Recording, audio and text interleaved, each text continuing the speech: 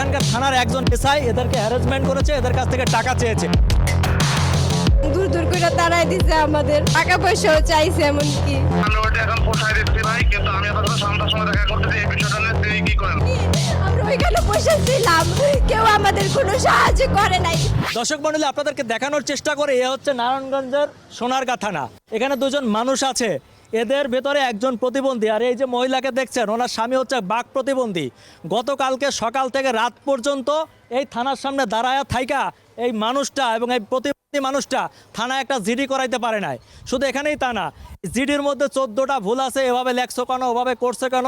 আরে ভাই, সাধারণ মানুষ, এরা কি এত কিছু বুঝবে? এরা পারে না বলেই তো আপনাদের কাছে আসছে, তাই না? এখানকার থানার একজন এসআই এদেরকে হ্যারাসমেন্ট করেছে, এদের কাছ থেকে টাকা চেয়েছে। জি, আপনার নাম কি? আমার নাম ফাতেমা আক্তার। আচ্ছা, কি হয়েছে? আপনার স্বামী কি করে? আমার স্বামী কসাইগিরি করে, আমার স্বামী বোবা, মানে সে বাক প্রতিবন্ধী। বাক প্রতিবন্ধী। কি হয়েছিল? আমার বাসা থেকে 2টা মোবাইল হারানো গেছে। কিভাবে হারানো গেছে? বাইদা লোক আসছিল, 2টা সাপ ধরার কথা বইলা, তারপরে আমার বললো যে তাবিজ নেন তাবিজ নেন। তারপরে যে কি হইলো আমি সেটা বলতে পারি না। তারপরে দেখি যে মোবাইল 2টা নাই। এখন থানায় আসছি অভিযোগ জানানোর জন্য। তো অফলাইনে অনলাইনে হয় নাই, তারা বলতেছে যে অফলাইনেরটাই নিয়ে আসেন, আমরা দেখতেছি সেটা। তারপরে এটা নিয়ে গেছি, এটা নিয়ে যাওয়ার পরে জিজ্ঞেস করতেছি কত টাকা নিছে। হ্যাঁ, এটা যে কী করে আনছেন, 2 ফোনের জন্য 2টা করতে হবে, এটা দিয়ে হবে না, যান আপনারা যান। দূর দূর করে তাড়াই দিছে আমাদের সাথে অনেক খারাপ বিহেভ করছে, টাকা পয়সাও চাইছে এমনকি। কে টাকা চাইছে? এই যে হাসিবুল যেই এই লোক থানার এসআই। জি জি, প্রতিবাদ পাই নাই। এই ভাইয়ের দরবারে এসে বসেছিলাম আমরা এই দোকানেই, শুধু উনি বলতেছে আপনারা ওইখানে যান, এইভাবে হবে না। আমার আম্মুরেও হয়রানি করছে, আমার এই 6 মাসের বাচ্চাটারে নিয়ে এভাবে আমি হয়রানি হয়েছি। আমার মা যশোর ঝিনাইদহ থেকে আসছে, আমরা অসহায় পরিবার, আমরা সারাদিন না খাওয়া ছিলাম। ম্যাগিও ঠিক আমার মতোই কোয়ালিটিতে কোনো ছাড় দেয় না। 7টি দেশের সেরা খামার থেকে আসে ম্যাগি নুডলসের ময়দা। মা হিসেবে এটাই আমার জন্য গিফট। চলুন আমরা একটু সরাসরি তাদেরকে জিজ্ঞেস করি কিসের টাকা লাগে জিডি করতে। আসেন।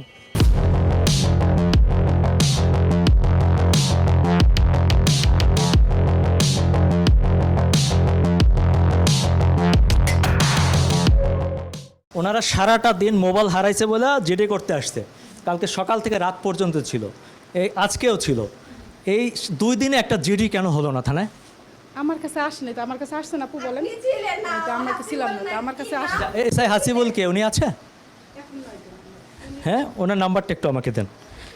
মানে একটা শোনেন আপা, একজন প্রতিবন্ধী না, সে যদি এখানে সেবা না পায়, এটা তো হওয়া উচিত না।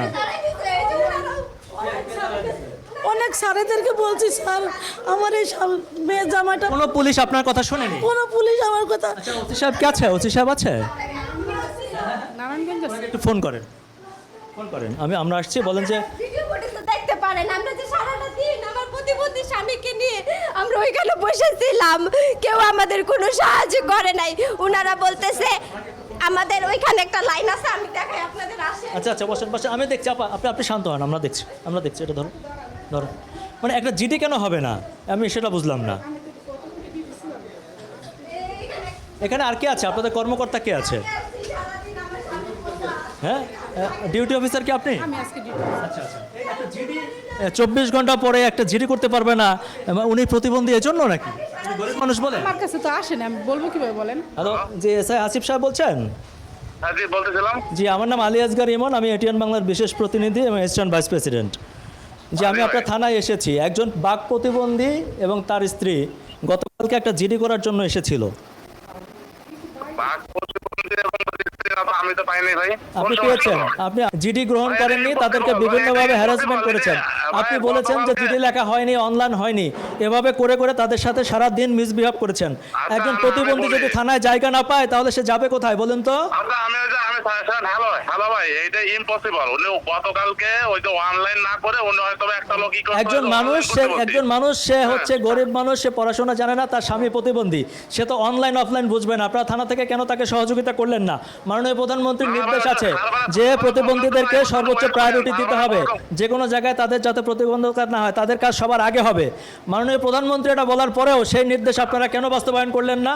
আরে ভাই আমি বলি আমি আমার বাসা থেকে সন্ধ্যার সময় আমি আপনার সাথে দেখা করতে চাই। আপনার নাম্বার দিয়ে আমাকে ফোন দেন, আপনি আমার সাথে দেখা করা জরুরি না, আপনি আমাকে বলেন একজন প্রতিবন্ধী কেন আপনার থানায় এসে সেবা পেল না?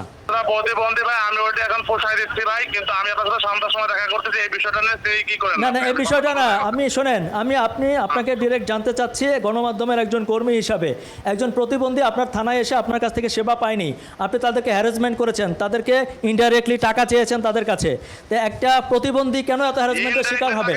আমি এদের টাকা দেবো কেন ভাই? এটা তো ইম্পসিবল বিষয় বলতেছেন না। আচ্ছা, ওনাদেরকে এত অনলাইন অফলাইন বোঝানোর কোনো দরকার আছে? না, সেটা এখান থেকে করে দিবে তো, এটা তো কালকে বলেই দেওয়া হয়েছে, করে দিবে না কেন? সেটা হয় না, এবং আপনাদের যে এসআই সে নাকি ওনাদের কাছে টাকা চাইছে ইনডাইরেক্টলি। এটার কোনো সুযোগ নেই।